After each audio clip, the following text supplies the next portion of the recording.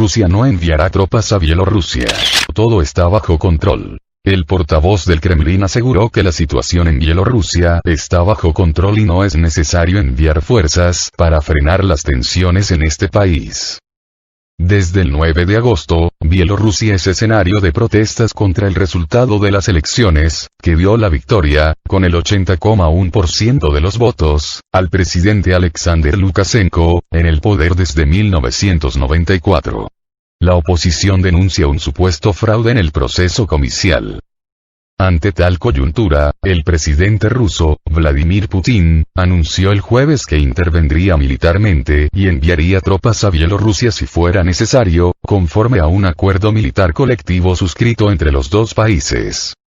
Sin embargo, en declaraciones a la prensa, el portavoz de la presidencia rusa, Dmitry Peskov, anunció el lunes que Moscú no tiene planes de emplear su reserva de agentes de seguridad formada para Bielorrusia, ya que en estos momentos la situación está controlada, pese a que continúan algunas movilizaciones.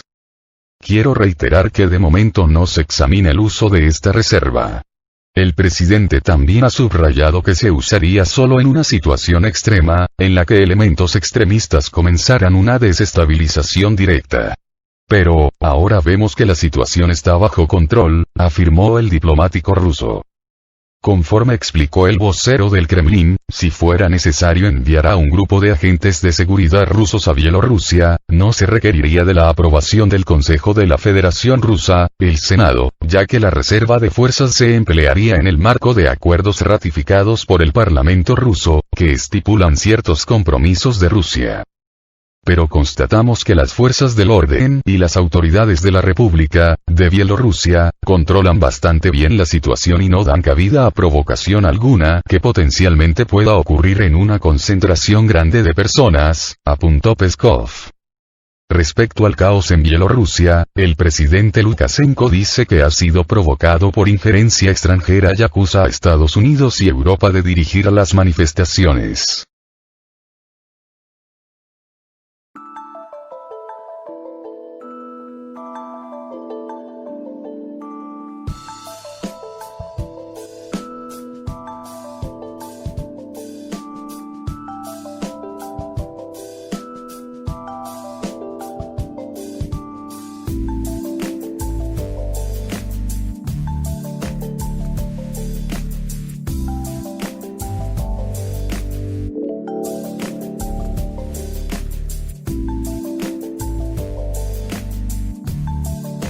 De manera unilateral y apoyado por los Estados Unidos, Luis Almagro, el secretario general de la OEA, descabezó a la Comisión Interestatal de Derechos Humanos.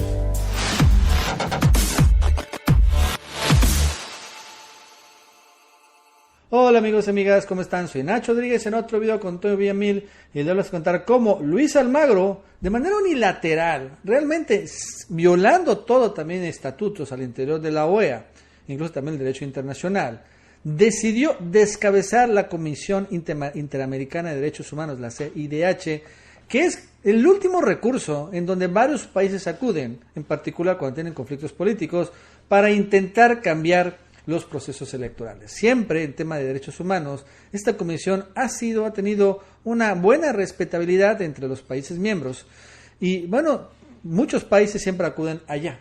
Y se nota que obviamente lo que está haciendo la CIDH, que de manera independiente finalmente estaba seguramente revisando asuntos graves de derechos humanos, violaciones en Bolivia, en Ecuador y en otros lados donde Luis Almagro se ha hecho pato, y bueno, decidió descabezarlo.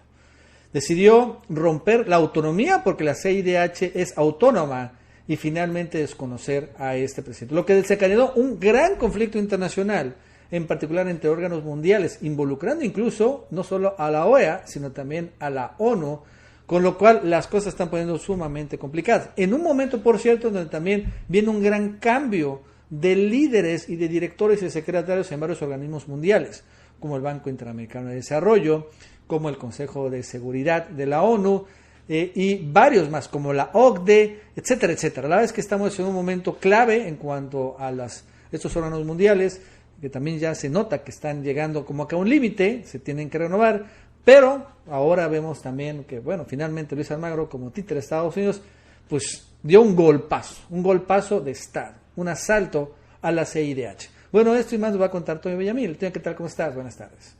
Hola Nacho, un saludo a los amigos del canal, qué gusto que están aquí. Bueno, pues fíjense que está este asunto, sí, efectivamente Almagro es un dictador, está comportándose como un auténtico y total dictador, es lo que se puede decir de Luis Almagro, que francamente en la Organización de Estados Americanos pues tiene un papel gris, está más esforzado en cumplir el papel que Estados Unidos le ha designado de ser pues el alfil mediante el cual se cuestionen a los gobiernos de Venezuela, de Cuba, de Nicaragua, que es el próximo golpe de Estado en el que están interesados los estadounidenses, y Almagro empieza a justificar todo eso. Ha habido muchísimas críticas, incluso por ejemplo lo de Bolivia. Recientemente vimos cómo hubo una represión fuerte contra los indígenas, vuelos rasantes de aviones del ejército pasando cerca de las protestas ahí de los indígenas bolivianos. Finalmente se logró llegar a un acuerdo, pero no se vio nunca a la Organización de Estados Americanos.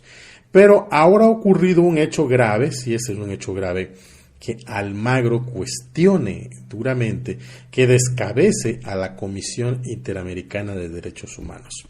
En el marco de garantizar los derechos humanos en el continente, los países se dieron ya hace algunas décadas un sistema interamericano de derechos humanos que, cuando no ocurre justicia al interior de un país y se han agotado todas las instancias, una persona afectada puede acudir a esta Comisión Interamericana de Derechos Humanos argumentando que hubo violaciones a sus derechos y que no se procuró justicia por parte del Estado en cuestión, es decir, del país. Y la comisión revisa el caso, lo atiende y, pasado el tiempo, emite una recomendación que en su caso el país puede o no aceptar, y de ahí va, si el país decide que no, decide seguir cuestionando a la Comisión Interamericana, se acude a la Corte Interamericana de Derechos Humanos. Ya es una corte cuya sentencia tiene que ser inmediatamente acatada. Y la comisión juega un papel fundamental en la investigación de muchísimas violaciones a los derechos humanos. También tiene la posibilidad de emitir medidas precautelares, como se llaman, que es si ellos se enteran de un asunto tan grave que tarde o temprano, eventualmente con los años, va a acabar llegando a instancias de la comisión, pueden emitir estas medidas cautelares. Entonces eso es vital. Y había que dejarlo así claro antes de comentar lo que Almagro hizo, porque Almagro lo que está haciendo es dejo a la Comisión Interamericana de Derechos Humanos sin presidente, queda sin la posibilidad de ser operativa y por lo tanto los países pueden hacer y deshacer y puede haber la represión que quieran, y esto va encaminado a que ya la CIDH no denuncie nada. Este tuit salió el 25 de agosto, en horas de la madrugada, a la 1:42 de la mañana, en México. La Comisión Interamericana repudia grave embate contra su autonomía e independencia como órgano principal de la Organización de Estados Americanos. La Comisión Interamericana de Derechos Humanos publicaba este comunicado fechado en Washington, que decía: ante la decisión del secretario general de la OEA, Luis Almagro, de abstenerse de avanzar en el proceso de renovación del mandato de su secretario ejecutivo, la comisión expresa su más enérgica protesta, así como su alarma ante un grave embate contra su independencia y autonomía. En el ejercicio de sus atribuciones, el 27 de julio de 2016, la comisión seleccionó a Paulo Abrao, luego de un amplio proceso, para ser el secretario ejecutivo. En esas mismas atribuciones, la comisión, durante la sesión realizada en México del 8 al 9 de enero de 2020, decidió por unanimidad renovar el mandato a su secretario ejecutivo para el periodo 2020-2024. El 9 de enero se lo comunicaron a Almagro de acuerdo al reglamento que existe. Entre las razones, bueno, pues finalmente, pero Almagro, al último día del plazo que tenía para reconocer este nombramiento, el 15 de agosto, no lo hizo. Comunicó a la Comisión Interamericana de Derechos Humanos, sin consulta previa, su determinación de abstenerse de avanzar en el proceso del nombramiento del secretario ejecutivo, lo que en la práctica se traduce en una negativa a extender el contrato laboral. Así que, La comisión anuncia a la comunidad internacional que esta decisión constituye un franco desconocimiento de su independencia y autonomía. La comisión le estaba, en la independencia y autonomía que tiene, notificando a la OEA lo que había decidido, que es la reelección del secretario general, y Almagro dice, no vamos a ir hacia adelante, ese señor no va a más. Y luego Almagro sacó precisamente ese día, el 25, una declaración sobre este asunto de la designación de la comisión. Almagro, como ya saben,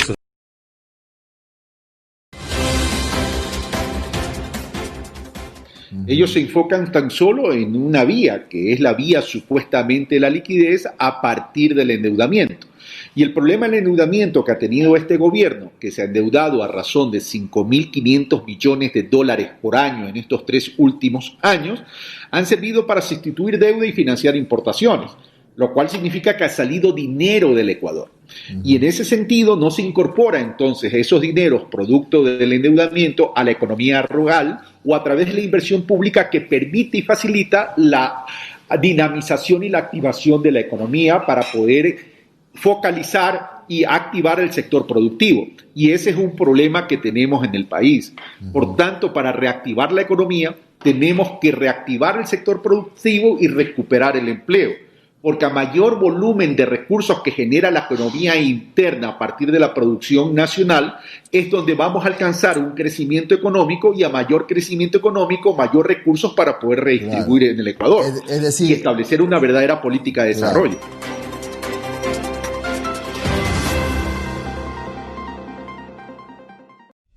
Yo apelo al voto responsable, al voto consciente, que las elecciones del próximo 7 de febrero no son cualquier elección.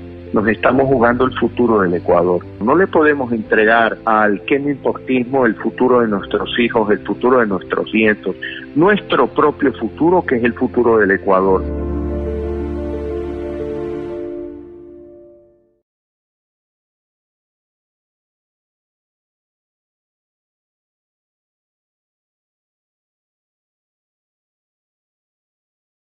El escenario de que usted se convierta en el próximo presidente de los ecuatorianos, ¿se podrán develar finalmente todos los misterios de las negociaciones, renegociaciones y préstamos con el gigante de Asia, China? Pero por supuesto, si la información está publicada en la página web de transparencia del Ministerio de Finanzas, no ahora, desde siempre. Es una obligación legal. Que cierta gente no sepa cómo investigar y usar el Google ya no es culpa, ¿no?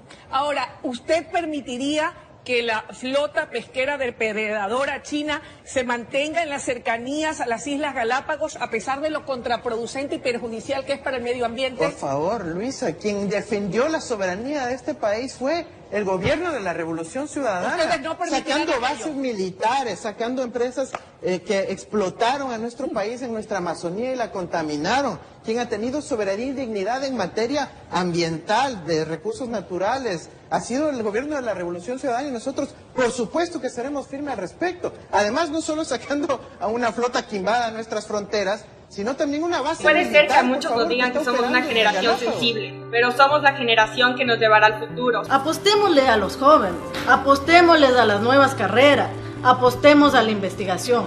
Le pido que le ponga mucha atención a la parte tecnológica, que le ponga mucha atención al internet. ¿Qué nos dicen a nosotros siempre? Los jóvenes son el futuro, pero nosotros queremos ser ya el presente. Ahora renace la esperanza, vuelven los sueños, la confianza. Otra vez te llevaron donde no querías volver. Ahora es tiempo de creer. Empezó la recuperación.